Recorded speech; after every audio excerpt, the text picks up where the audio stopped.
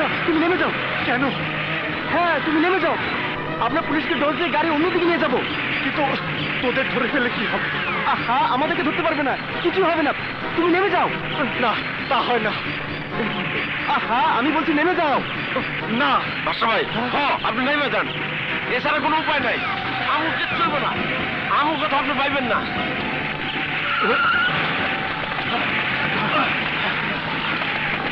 আহা কথা বলে সময় নষ্ট করো না, তুমি নামো তো, নামো বলছি।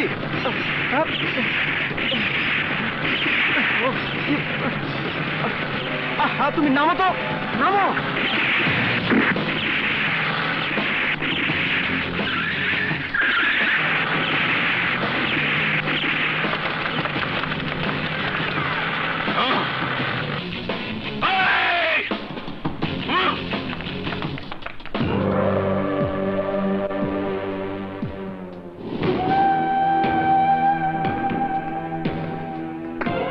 স্যার, বাদশাকে ধরা যায়নি, সে পালিয়েছে।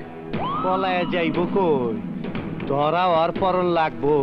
আচ্ছা দাঁড়াও, চলে যাও এখান থেকে, নইলে পুলিশ থেকে ধরিয়ে দিব।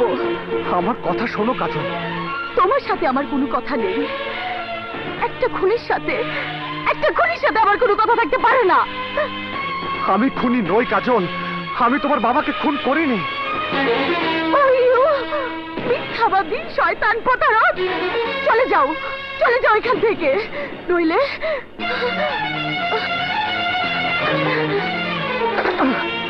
কাজল আমার সব কথা না শুনে তুমি বুঝবে না আমি খুনি নই, আমি তোমার বাবাকে খুন করিনি। চুপ করো খুনি, প্রকাশ্যে সবার সামনে তুমি গুলি করে নির্মম ভাবে আমার বাবাকে হত্যা করেছো, এখন জেল পালিয়ে এসে বলছো তুমি নির্দোষ। হ্যাঁ আমি নির্দোষ। জেলার আসগর খানের কুকীর্তি ধরার জন্য একটা গোপন মিশন বানানো হয় তোমার বাবার নির্দেশে। কয়দি সেজে জেলে যাবার জন্য নকল গুলি করে তোমার বাবাকে হত্যা করার নাটক করে, কিন্তু কে জানতো জেলার আসগর খান, এসপি করিম ও নেতা জাফর চৌধুরী আমাকে ফাঁসানোর জন্য তোমার বাবাকে হত্যা করে। বন্ধ করো তোমার এই বানোয়াট গল্প, আমি বিশ্বাস করি না। সে গল্প বানোয়াট নয় কাজল, হাবিলদার আজিজ চাচা বেঁচে থাকলে। কি হয়েছে আজিজ কাকা, তাকেও তুমি খুন করেছো? আজিজ চাচাকে জেলের মধ্যে খুন করেছে ওই আজগর খান। না না না, তুমি মিথ্যে বলছো, তুমি খুনি, তোমার ফাঁসি হওয়া উচিত, Kajal. Hello, police station. Kajal কেন তুমি বিশ্বাস করতে পারছো না? কেন আমার শরীরের প্রতিটা ইঞ্চিতে অত্যাচারের চিহ্ন দেখাও, তুমি বুঝতে পারছো না আমি নির্দোষ, আমি ষড়যন্ত্রের শিকার? আরে কেন বিশ্বাস করতে পারছো না আমাকে? কেন বুঝতে পারছো না?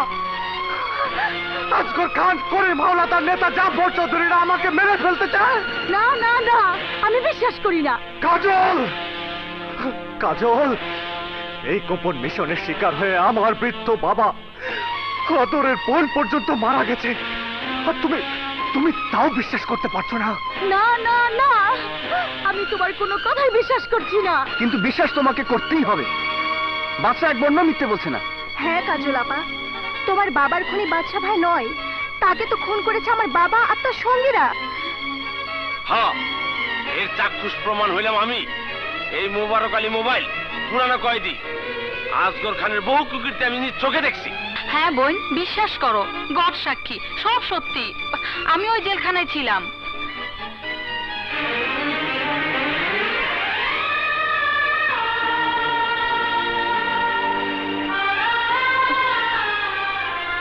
আমাকে মাফ করে দাও বাদশা, শোকে দুঃখে আমি তো পাগল হয়ে গিয়েছিলাম, আমাকে মাফ করে দাও।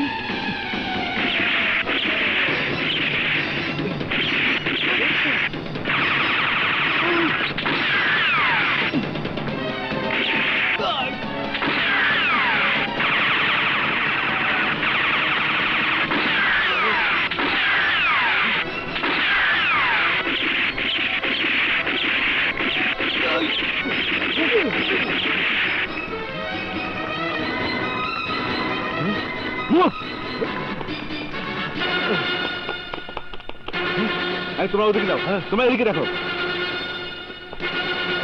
স্যার পাচ্ছি না তো স্যার, দেখছি না তো, মনে হয় পালিয়েছে। স্যার বাদশা পালিয়েছে, বাদশাকে পাওয়া যায়নি। Okay sir. কি বলছেন আপনারা? এই বিপদের মধ্যে জলসা করবেন? আপনাদের কি মাথা খারাপ হয়েছে? আইলে বাইক লয়ে যাবে। এইটা তোর বাচ্চা বাসার লাইগা মৌতের দাওয়াত। এই দাওয়াত আমি কবুল করলাম। মোবাইল, তুই ঠিক খবর এনেছিস তো? মোবারক আলীর মোবাইল কখনো রং নাম্বারে যায় না, কিন্তু সারা অনুষ্ঠান পুলিশ আর ছদ্মবেশী কমান্ডো দিয়া ভর্তি থাকবো। ময়লা গায়ে মাখলেই জমের হাত থেকে রক্ষা পাওয়া যায় না। ওদের কেউ আমার হাত থেকে বাঁচতে পারবে না।